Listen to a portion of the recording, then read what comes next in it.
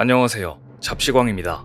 중국과 러시아의 확장주의와 트럼프로 상징되는 미국의 세계경찰 국가 역할 포기로 이제 유럽은 자체 군비 증강에 나서고 있습니다. 특히 누구보다 다급하게 군비 증강에 나선 국가들은 러시아와 국경을 맞대고 있는 동유럽 국가들이었습니다. 그 중에서도 폴란드와 루마니아 등이 한국산 방산 무기들을 대거 도입하면서 유럽의 한국 무기 전성시대를 열었는데요. 이제는 불가리아마저도 한국의 FA50을 간절히 원하고 있는 것으로 알려졌습니다. 대체 어떤 장점들이 러브콜이 쏟아지게 만드는 것인지 오늘은 국가 간 연합훈련에서 증명된 FA50의 능력 그리고 미국 수출을 정조준하고 있는 카이의 전략 등을 자세히 소개합니다. 폴란드의 한국산 전투기 도입을 계기로 두 나라 간 협력이 강화되고 있는 가운데 최근 한국과 폴란드가 공군 대 공군 회의를 창설하기로 해 이목이 집중됐습니다. 공군 대 공군 회의는 공군 차원의 군사적 협력 필요성이 큰 국가와 개설해 전략, 전술, 방위 산업 등 다방면의 협력을 논의하는 자리인데요. 양측은 구체적인 사안에 대한 결정만 남겨둔 것으로 알려졌습니다. 폴란드와 한국 공군이 이처럼 군사적 협력 필요성에 공감하고 밀착하게 된 계기는 한국산 전투기 FA50이 폴란드에 수출되면서 이를 발판 삼아 두 나라 공군의 교류가 필요해지고 나아가 전략, 전술, 방위 산업 전반에 걸쳐 협력이 필요해졌다는 데에 공감하고 회의체 창설에까지 이른 것입니다. 폴란드는 2022년 K9 자주포와 K2 전차는 물론 FA50 48대를 도입하기로 하는 대형 계약을 한국과 체결했는데요. 우리 공군은 FA50이나 T50 KT1 훈련기 등 국산 기체를 도입한 나라들을 대상으로 기존의 한국산 항공기 국제기술협력기구를 운영해오고 있습니다. KTCG는 도입국의 기술 및 군수를 지원하는 기구인데요. 공군 대 공군회의는 단순히 기술을 지원하는 차원을 넘어 한 폴란드가 전술적 전략적 협력으로 나아가겠다는 뜻을 내포하고 있습니다. 앞으로 두 나라는 FA50의 전술적 운용 노하우는 물론 두 나라가 공유하고 상호 조종사 교류 등도 검토할 것으로 전망됩니다. 그리고 이런 협력을 통해 우리가 기대하고 있는 건 최근 양산이 개시된 국산 초음속 전투기 KF-21 보람의 수출 등 방산 관련 안건인데요. 공군 대 공군회의를 통해 이러한 논의들이 자연스럽게 될 것으로 기대하고 있습니다. 한국항공우주산업 카이가 만들고 있는 경공격기 FA50은 이제 폴란드는 물론 불가리아에서도 러브콜을 하고 있는 상황입니다. 불가리아는 현재 러시아의 안보 위협에 대응하기 위해 국방 역량을 강화하고 있고 이를 위해 작년 10월 불가리아 국방 전략을 개정하고 전투기, 장갑차, 자주포, 대공방어 미사일, 잠수함 등 총 13개 부문의 다양한 신형 무기체계 도입을 추진하고 있습니다. 그런데 이 중 불가리아 공군 현대화 프로젝트에 가장 적합한 전투기로 한국항공우주산업 카이의 경공격기 FA50이 유력하게 떠오르고 있다는 소식입니다.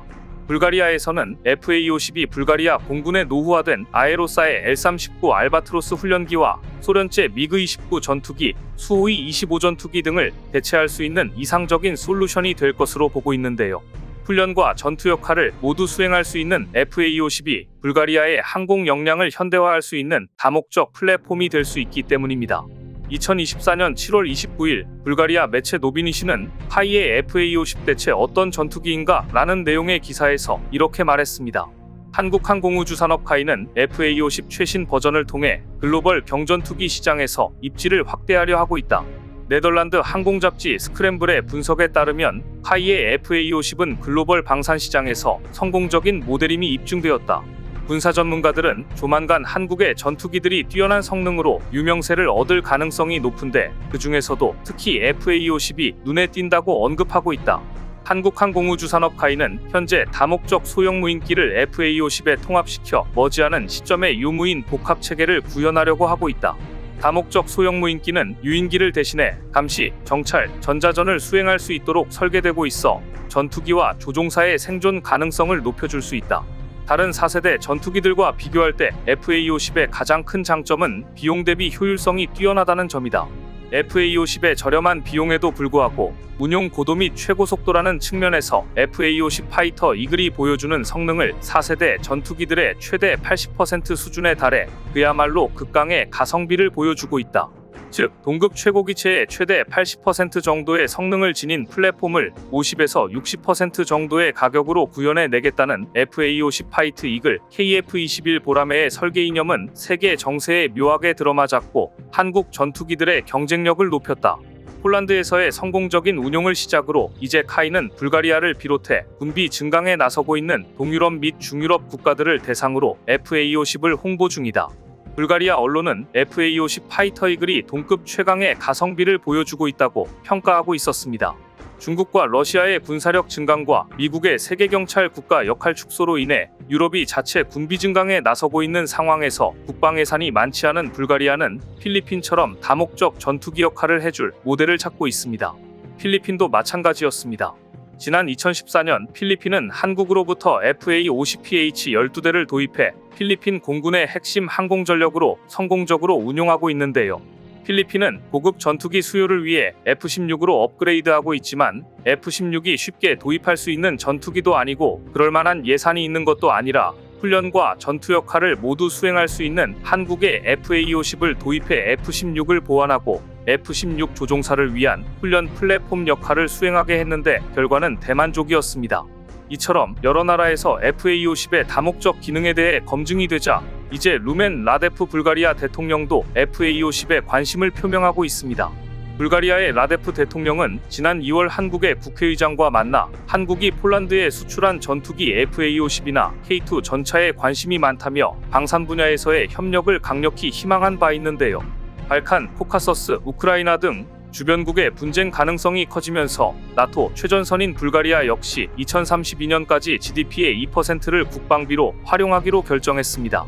그중 20%를 신무기 조달에 활용해 군사장비 현대화를 추진할 계획입니다. 더구나 FA-50이 북대서양 조약기구 표준과 호환돼 나토 작전에도 원활하게 통합될 수 있다는 점은 동유럽 국가인 불가리아로의 수출 전망을 밝게 하고 있습니다. 카이는 FA-50 납품과 함께 기술 이전과 현지 제조 옵션을 포함해 불가리아 항공우주 부문과 협력 기회를 제공한다는 계획인데요. 또한 노보셀로에 주둔하고 있는 나토 다국적 전투단의 규모도 늘릴 예정이라 FA-50 도입 가능성이 그 어느 때보다 높아지고 있습니다.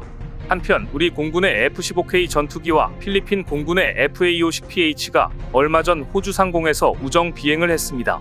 올해는 특히 한국, 필리핀 수교 75주년이어서 이번 우정 비행의 의미는 더욱 컸습니다. 더구나 필리핀 공군이 운행한 FA-50PH는 한국의 FA-50을 필리핀의 요구 조건에 맞춰 지난 2014년 한국이 제작해 수출한 기종이었습니다. 필리핀 공군이 운행한 FA-50PH는 지난 2017년 필리핀군과 반군 사이 벌어진 마라위 전투에서 맹활약하며 반군을 물리쳐 필리핀에서는 게임 체인저로 불립니다. 우리 공군에 따르면 이번 한국과 필리핀의 우정 비행은 호주에서 열리고 있는 대규모 다국적 연합공중훈련 2024 피치블랙 훈련을 계기로 이뤄졌는데요. 한국의 F-15K 2대와 필리핀의 FA-50PH 세대가 약 20분간 호주 다윈기지 상공을 날았습니다. 그리고 이제 세계의 창공을 누비는 FA-50은 군사강국 미국으로서의 수출을 정조준하고 있습니다. 우리 공군은 지난 12일부터 F-15K 6대와 병력 100여 명을 호주에 파견해 피치블랙 훈련에 참가하고 있는데요.